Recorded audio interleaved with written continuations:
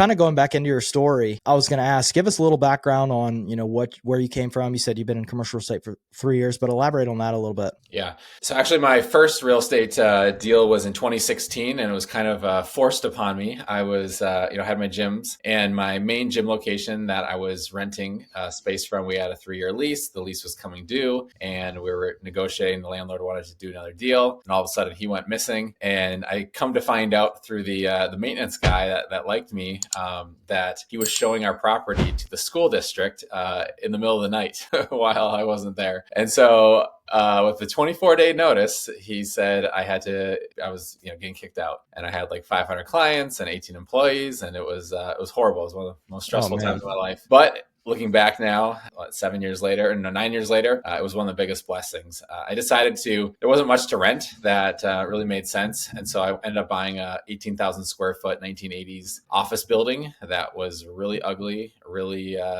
distressed. And it had a bunch of kind of random kind of tenants in there. And I was able to keep some of the best tenants, 3 of them, and then kind of move them around a little bit. And I took over 11,000 square feet and did a huge renovation and kind of almost gutted the whole place, and built out my gym. And so did that. And about 3 years ago, I kind of transitioned on and gave it to my employees. I did a seller financing deal with that. They signed a longer term lease, and so they're still there. So it's been 9 years. And so in 2016, I became a landlord as well as a commercial owner for the first time. That's awesome. That's really cool. And what market are you in, or what area was that in when you did all that? I'm in Madison, Wisconsin, and that's where this was. Okay, cool. Awesome. Yeah.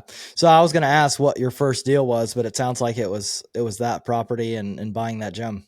Yep, absolutely.